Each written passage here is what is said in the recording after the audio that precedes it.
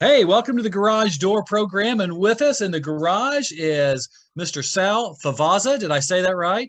You got it. All Good That's right. job. right. Good job, Troy. Sal is with the band the Goldstars out of Chicago. Is that right, Sal? You guys are out of Chicago? That's right. We're Chicago based and it's snowing. It's snowing over Oh, here. is it? Oh, really? Oh, yeah. We're getting some snow now, but we haven't had any My for a while, so it's nice. my dad lived in Chicago for many years, and so I would go up, and I know that down here would be paralyzed with the amount of snow you guys have, and they'll have the streets clean in an hour. Down here would be out of school for a week. They're pretty good out here. Yeah. They get that salt on there. They're doing all right. Well, Sal, tell us about the band of what we've heard and what we've played on the show. We absolutely love. I Oh, know you've cool. got a new digital worldwide release coming out January 29th. Yep. Is that right? Yeah. It's a new single. It's called With This Ring. And yeah, so I guess it's a little quick history. Like we kind of started the band in the early 2000s. Prior to that, I was kind of playing drums in more of like a power pop kind of group called the Crinkles, and just that kind of ran its course. And I really loved primitive rock and roll, and just loved that style. Wanted to try my hand at some singing, which I never really did before too much. And so the Goldstars were born from that. And so we put out a couple LPs, EP. Then we started really playing, being one of Andre Williams's backing groups, Okay. and really became focused on supporting Andre Williams, and that was a big thrill. Oh, sure. Legendary. Legendary. So now, Sal, tell us who all's in the band. Hopefully the next time we get together, we'll be able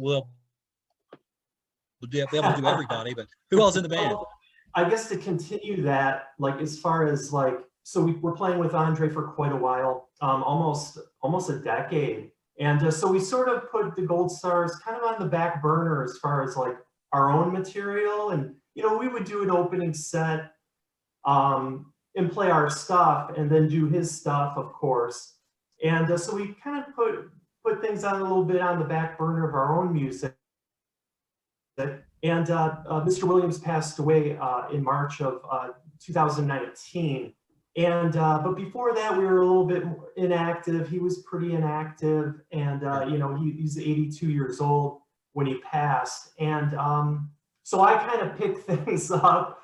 I kind of picked up the pieces myself, and just got really some friends together to. I had these songs that I hadn't really flushed out yet, and I was like, "Oh, record some Ghost Stars music." So it's like I really kind of fired it up, and it's been a bit of a more of a recording project at this point. I mean, of course, nobody can really play live now, Right, so it's right. a little irrelevant. But it's like, as of right now, I'm just kind of doing it myself with a few other, like I said, a few other friends, and just kind of carrying it, keeping the torch alive, and been having a lot of fun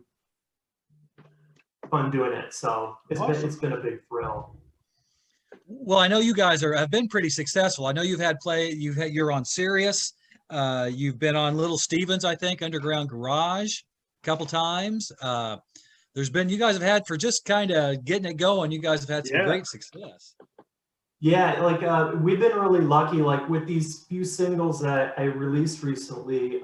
The single before this one it was called Casino Reale, and we had a amazing run at actually Faction Punk.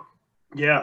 We were in heavy rotation for like 5 months last year, which really blew my mind. Sure. And something that we had never had that kind of airplay before on such a big a big station. Sure. And of course, yeah, and we've had good luck on Underground Garage as well, and so that's been awesome. you know. See, that's the first song I heard from you guys was that one. That's the one that introduced me to you, and then I've kind of delved down a little bit and dug a little deeper, but we really like that sound. That garage sound is kind of what we strive to find, and I think you guys cover that really well. So I appreciate it. Yeah, and you know, it's always like this.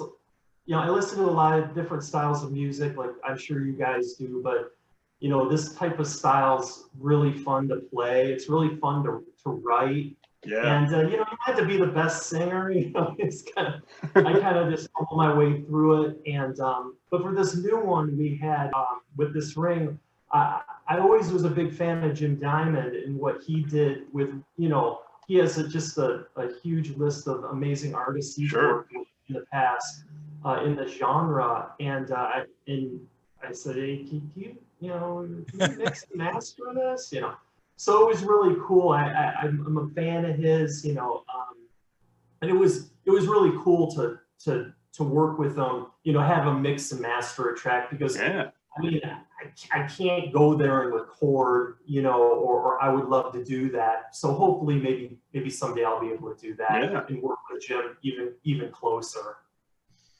You know, Sal, working with Jim and then getting your record played on Little Steven, to me, that, you know, that scene and that thing you do where they hear the record and they're running through the streets, that would have been me, man. That would have been me. It's exactly that. So, you know, now I'm just trying to, like, I really just working with people that I've always wanted to work with. And so that it's been, you know, I have a little bit more say in everything, you know, as far as like what I want to hear. And that's been different. And it's been a lot of fun. It's been kind of liberating to me. And like, you know, it's fun to flush out these songs. I'm not producing a ton of material, but I like the singles format. I like the modern, you know, I'm an LP guy, there's no doubt about it, but I do like to kind of like throw a single out there, think about it, do another single, you know, it gives me time to kind of breathe in between songs, because I'm not like a super prolific like writer. So it's like I can kind of take my time, and I think quality level wise, you can kind of, yes, you know, it's a single. It better be, it's not an album cut. So, I mean, I think there's a little bit more attention that I'm trying to, you know, like, okay, these are singles. This isn't, you know, this has to be something that I'm really proud of and that I really, you know, want to put out there. So it's cool. Well, I will say so far the singles I've heard that you put out, they're all catchy. They're very catchy songs, and I can understand why they ended up in rotation, because they are catchy. You hear it once and you're singing with it the next time. So I enjoy that. It makes it fun to listen to. Thank you. Yeah, thanks, Craig. I appreciate that. Like, I think the Goldstars were kind of like more of a garage, I don't know, for lack of a better word, like garage pop band. Like, you know, as far as like, it's not as much of a sonic noise like garage punk, which I really love, but it's like I really, you know, we really tried to write songs that were a little bit more melodic, but had, you know, cool tones, all those cool garage tones that I really love, the cool distortion and organ and all that cool stuff, and just trying to, you know, craft a little bit more of a, you know, catchier, poppier kind of stuff. So, well, even the hardest hardcore garage stuff, there's the melody's the key. There's still there's great melody in your stuff, Sal. I mean, just really love it. Yeah, I mean, all those bands like the Sonics and, you know, everything that, you know, came after, it's like, you know, the songs that, you know, I mean, were on the radio, or at least, you know, like if you know, most of the stuff that you might listen to, or people who are familiar with the genre. So, you know, I always think it's important. It's something that, like, I've always been in pretty melodic rock bands, you know, like it's always been like something that I just like, just my, you know, what I listen to and what I really love. So it's like, I want stuff that, you know, stick to people, you know. That's fun. Yeah. And, you know, I don't know if you've heard of this guy. He's a songwriter, but he said, what was the quote? That it's actually harder to write a melodic up-tempo song than a ballad. Guy's name is Paul McCartney, something like that. I don't know. If you guys, he did say that. I'm not really familiar, but no. It's not, it's not easy. It's like, and even if you're talking about like modern pop music or from any genre, it's like, oh, it's pop music, like it's very difficult. It's very extremely difficult genre because you're kind of in a box, there's things you can and kind of can't do in a way. And then you're trying to connect with people with, lyrically and some kind of hook that maybe connects to people. And it's so hard. I mean, those guys, the best of the best, I'm sure would be like, yeah, they don't have a formula, they're just so great at it that, sometimes you hit on something really cool and it is really special. And I love singles, like as far as like hearing stories about how this song came about and they were in the studio and this happened. And it's just so it's always been so fascinating to me. About like how one song can change people's lives or change your own life if you write it, and it's just something that like can really be magical, so I really just try to soak it all in and do the best I can. Well, Sal, speaking, since you hit on that, tell us a little bit about how With This Ring came about. Did you just come up with the phrase or just a little background on it? Well, it's, lyrically, it's not super positive. It's like sometimes I kind of draw from past experience or just like a vibe. And it was really like the pre-chorus where it had I talk about putting the priest putting a ring on me, and the person is kind of like, what did I do? Or you have these. I think anyone can relate to who, if you've been married or not, or in any kind of relationship where you're in something and then you're like, uh-oh, how this might not have been a great idea or what have you. And it's a really over the top. I had the person's voice. I don't want you to like this person. Right. You're kind of like, yeah, I get what this guy is saying, but this guy kind of seems like a jerk, like, it wasn't like the female or what have you, or depending on your relationship, it wasn't really that person's fault. Obviously, this person, the person who's singing it, there's something not right there. Right. So I didn't want it to be like another song about like a girl, did me wrong and she's so bad. No, it's saying that, but it's if you read the lyrics, which it's a short song, there's like 2 verses, but it's like you could be you're not really liking this guy. Right. So I guess I just had kind of like about the imagery about like the priest putting the ring on, or he's putting the ring on somebody and the priest is standing there, and I don't know, that's kind of where it kind of started. And this the play on with this ring I be wed, with this ring I be dead. It was just like, just one of those little quirky things. That I think that's what makes it interesting is the perspective. Exactly right, Craig. Of it. Yeah. Yeah.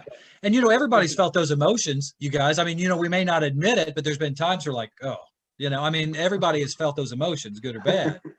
Exactly. Yeah. I mean, to any kind of level, everyone's gone through ups and downs in relationships. And, but yeah, this guy's kind of a jerk. Yeah. But it's like, I think there's some a lot of my songs sometimes like they kind of are like it's kind of tongue in cheek, but some of them are like, I've been wrong. I think somebody's wrong, or, right. But, or, I don't know. It's just my kind of thing that I kind of express myself in a way to kind of like, channel my, I don't know, just channel my feelings in a certain way that I always want to write something about, like something that I have some little, there was some little experience that it might not be exactly like that, but there is some little experience that I can connect to so that I can maybe try to connect that to other people. But it has to start with, I think it has to start with the writer, you know. Mm-hmm. Mm-hmm. So, Well, Craig and I always talk about this though.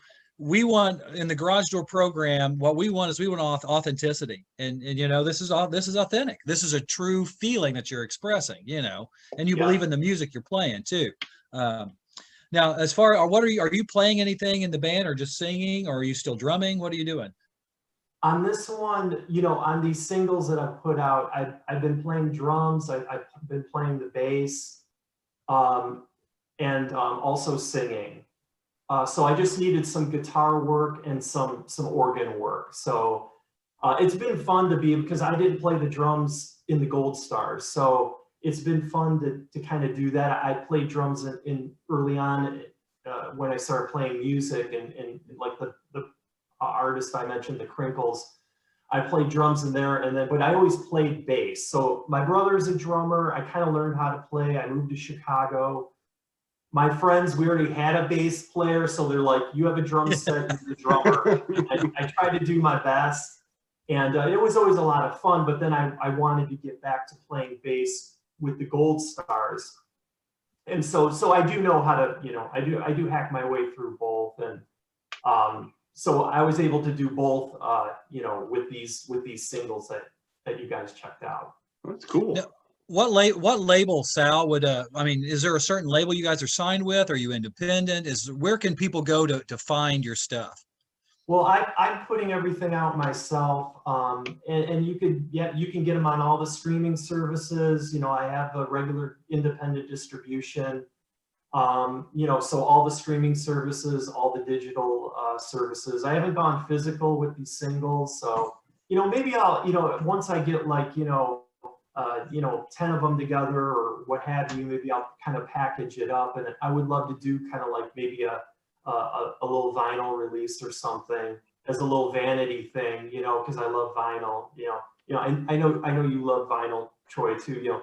So it's always like that's like a big thrill for me to be able to do something like that with my own music. So we'll see. Well, you certainly have our backing. I mean, Oh, yeah. I would love to have an LP. We'll line up to buy the first ones. Right on. Thanks, guys. I appreciate it. Oh, definitely.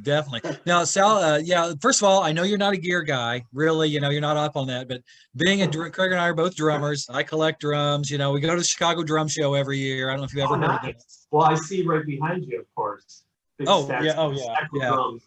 Yeah, that's just part, That's a but but anyway, so what kind of bass is that? It looks like what kind of bass is that right there by you? This ugly beauty right here. This is a Gibson grabber. Oh, nice. Right there. Look at that, all nice and beat up. Sweet. And you might think I'm in Green Day with this one.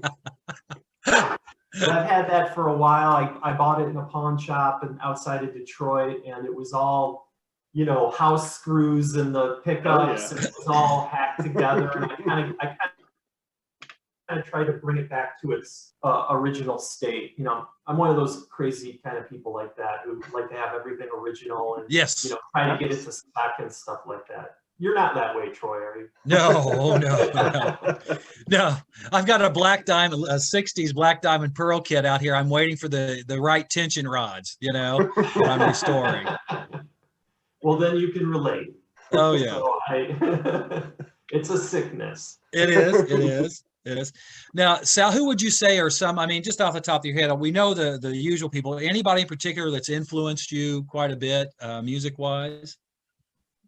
It's, well, you know, there's you know, I guess I'm trying to think of, there's some local bands. There's an Iowa band called the Bent Scepters that I actually they were doing the garage thing. And it was a band that like, they were very melodic from Iowa City. And I always loved that band. And I was like, man, I'd like to do something like that. You know, like, you know, there was kind of a bit of a revival there in the early 2000s with, you know, obviously the White Stripes and everything that from Detroit. I was originally from a suburb of Detroit, but I actually moved to Chicago in 1994. So I've been here for quite a while, but that really fascinated me. And I was just like, There's a band called The Go as well, that they're Okay. from Detroit, and Jack White was in that band for a short time early on. Okay.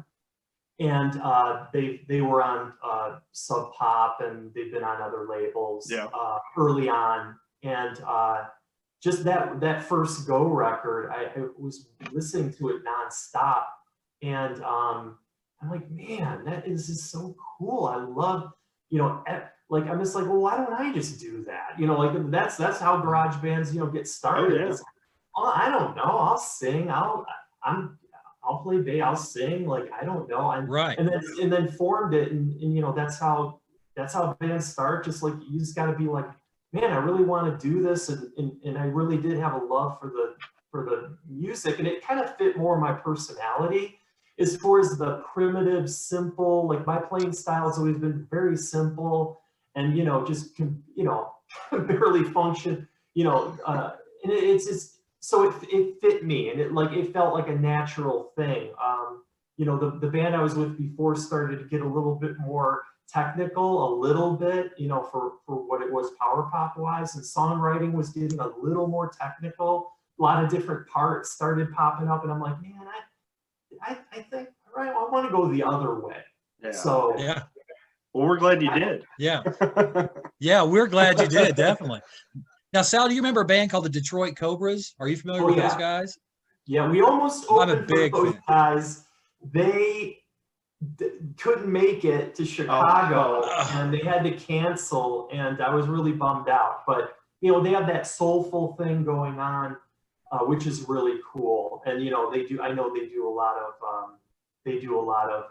I guess they do their stuff, but they do some soulful covers of renditions of songs, if I'm not mistaken. Yeah. Yeah. And just I never saw them live though, and I was like, but I always really heard great things about them. Yeah. Your voice to me also sounds a little bit. You guys probably haven't heard of him, Craig. You probably haven't, but it's Richard X. Heyman. He was a power pop. Oh, you guys have heard of him? Okay, I don't know if you've heard of him, Craig, but he's just a power pop guy. But your voice has a little bit of that quality to it, which to me I just love. I mean, I really like it. So, Cool. Thanks. kudos to you. Kudos Yeah, to you. I just try to get through it. I told Jim Diamond, I'm like, I don't know, just hit the good, decent button, throw the distortion on it, throw the reverb, I always just I try to get the best take I can, but it's just like, I'm not a vocalist, in the purest sense. So it's like, I always kind of rely on, all those kind of studio trickery to kind of make it so I can listen to it, so I'm not embarrassed by it. But it's fun to sing, and I really do like to express myself, and I don't let it stop me, and I just try to stay in key and do the best I can. But thank you. Well, that's really nice. Well, so I know Wayne Newton is also a big influence on you. Yeah, I see the show. I am a Wayne Newton fan. I saw him 3 times. Wow. Did you really? Oh, okay. Twice in Vegas. I went to his estate is kind of like a Graceland. I don't think you can go to it anymore. I think they closed it. I like a lot of the old performers, like a lot of the classic performers. I've seen Tom Jones or Jack Jones puts on a great show. Yeah. Tom Jones still puts on a good show, you guys. Yeah, it's been a little while. Would love to see him again. I've seen Charo. I've seen all those. Rich Little. I know he's a comic, but Don Rickles. I'm into all all that showmanship. Yeah. And those old performers really inspire me, and I just love That's there's very cool. the old school. A lot of those performers they're not a lot of them out there anymore, but it's just that's to me just like very a lot of showmanship, old school work ethic. They had a great work. I mean, work ethic. 2-3 hour sets a night, and that kind of, I don't want to say showbiz. That has a bad connotation, but it was showbiz. Okay, we're going to put on a show. I don't care how I feel. I'm going to go out here and I'm going to give it my all. So that's very cool. The old lounge performers like Cookie Jar. I don't know you've heard of Cookie Yep. Jar. He hasn't been playing for about a year or two. Well, of course, this last year, but the year before that. So I hope he comes back. And it's just a lot of fun. I love Vegas, and I love going there. And I get inspired by that kind of stuff. So it's really Oh, cool. sure. Oh, yeah. Now, what part of Chicago do you live in, Sal? Are you in the suburbs, town itself? I'm living downtown Chicago, like right downtown, like the first time ever. And I was very fortunate. I just moved in at the beginning of the year, and I can see Millennium Park from one of my windows. Oh, wow. And yeah, so I was very fortunate, and it's a whole different experience. Like, I never thought I would live downtown, and it's been really, unfortunately, with the pandemic, I can't really do a lot. So it's like I just got here, and then it was just like, all right, let's go explore, because I'm familiar with downtown. I've worked down here before, but I don't get here like super often. So there's a lot of things I've never been to. Sure. And so, yep, right down here. Yep. Well, Sal, okay, I have to ask you, being the Beatle nerd I am, can you give me 3 Beatle tunes that just would say, yeah, that's been an influence on me? Well, of course I don't, I'll say this because I'm bad with, I'm not going to get every like song name, but like, I'm totally into their first soundtrack, Hard Day's Night. So that album, is like a favorite of mine. And I like they have the instrumental interludes. I'm really into soundtrack music as well. So that's always really cool that, because the Beatles didn't really do that, but of course it's a movie. So you're going to have instrumental versions. Yeah. You're going to have other people doing instrumental versions of songs and stuff like that. But anything early, like I love everything. I mean, don't get wrong, of course, but it's like I've always gravitated, there's a guy who's in the Crinkles, one of my bandmates way back when, and he was like, you're like the red Beatles, the double album. I'm like the blue. Yes. Like, it was how we defined each other. Right. Like what era, so to speak, that you were into. So anything early, I gravitate towards a little bit That's more. me too. I'm that way too. Yeah, that's Craig and I. I'm into all of it, but it's all great. Well, now that you're into soundtracks, that's very cool. Bernard Herrmann, I love. I don't, he did all the Hitchcock stuff. Casino Royale. Now I get it. So you named it after the soundtrack. I'm a big Bond soundtrack fan from really all the soundtracks. And it's one of those things, like that would be like the ultimate gig ever, is to do, I don't know if I could pull that off, like writing one of those tracks, but that would be like the big, like that is like the high, I think the highest honor is to write or perform one of those songs. I mean, you think about that, all those songs over the years, it's just, not only just John Barry, but like other people who've written and performed. And it's Paul McCartney, Live and Let Die. Paul McCartney, Live and Let Die. That song is outrageously incredible. It's like, like 4 songs, like that could be at least 4 songs. Yes. And I listen to that thing, and it's just like, it's a mind-blowing kind of track that, like, I've wept when I heard that song. I mean, I had a few drinks, but I remember just weeping. Like, it's so good. And like, anyway, I'm a big fan of that song. Yeah. So well, I just listened to Dr. No. Of course I had to search out. That's all those soundtracks, Bond soundtracks, the 60s ones are on United Artists. And so if you can find them, it's a black label, same label the original Hard Day's Night was on. They sound great, Craig. There's one that's really good called Music to Read James Bond by. And it wasn't an actual soundtrack, but it is. That makes they had those sense. like knockoffs. I used to have a couple of those. Yeah.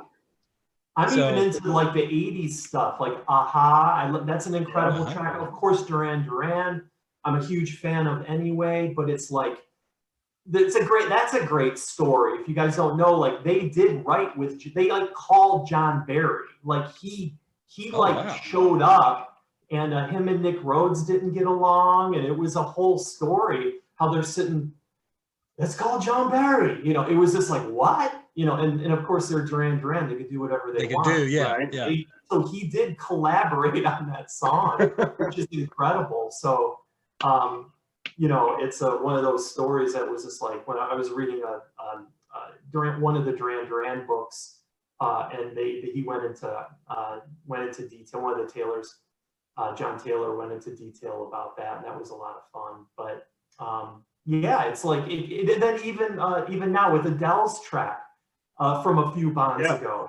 Mm-hmm. That's an incredible song. It was just like, you know, because I'm always a little bit leery about the newer, you know, maybe a newer track or what have you. And I'm just like, man, this is, you know, I really like Adele, no doubt about it. But it's like, that's one of my favorite tracks, and that didn't come out that long ago. Yeah, and that is a good song. Now, there's parts of that production that bug me a little bit. I don't know. That's just my own ears, but it's a great tune, and I love her performance of it. I mean, she's just. I'm not necessarily an Adele fan, but I do like that song. Yeah. Yeah. It's really, she really did, you know, you could tell that she did, you know, probably listen to, you know, I would think that she, you know, or whoever, you know, who she collaborated with, they did some research and they knew where that, just like coming from that perspective, you know, it didn't sound like anything, but it, like any previous, but you just have to have that kind of like perspective, Sure, with the whole mystique of the whole, you know, of the whole series, of course. Yeah. So cool. I'd like to plant a seed. I think a great cover for the Goldstars would be, of course, Goldfinger in your own style, and I think that would be great. Apologies to Shirley Bassey, but that would be great. Would be. I don't know how I would pull that off. That would be awesome. I'll give it a shot. We'll play it. We'll play it. Well, Sal, we've taken up enough of your time, man. I definitely want to keep. Hey, I'd like to talk to you again. We'd love to have you on again. Thanks. And Thanks check in if you would be willing coming to. on. I appreciate it. Yeah. Thank you. Well, yeah, thanks for having me. Anytime, guys. Now, Sal, is there a website that people can go to, like goldstars.com? If you would explain that real fast. Yeah, we just have a Facebook page at this point. You know, I just want to keep everything kind of like one, you know, like singular, because I get confused myself with the technology at my age. And so we just have a Facebook page, and it's / the Goldstars. We do have a Twitter too, actually. So, you know, I'll update that as well, and that's @ the Goldstars. So, I mean, if you just type in the Goldstars, you can rock or band or whatever, you know, Chicago, it'll pop up. But so I'm hoping this summer, if things clear out, get everybody vaccinated, that we can maybe come up and see you guys. We'll be up in May, hopefully for the drum show, and check in. That would be amazing. Hopefully you guys are out playing again. Yep. Well, I'm going to do that. And yeah, I love looking at gear. You know, I don't know a lot about it. I love the beauty of it. Like a lot of the stuff's so cool. Yes. And like, that's my whole thing about instruments and stuff. You know, I have to still learn how to play them, but it's like, they're cool to look at. Yeah. Yeah. All right, Sal. Thanks for hanging out in the garage with us, man. We appreciate it. Thanks for coming on. All right. See ya. See ya.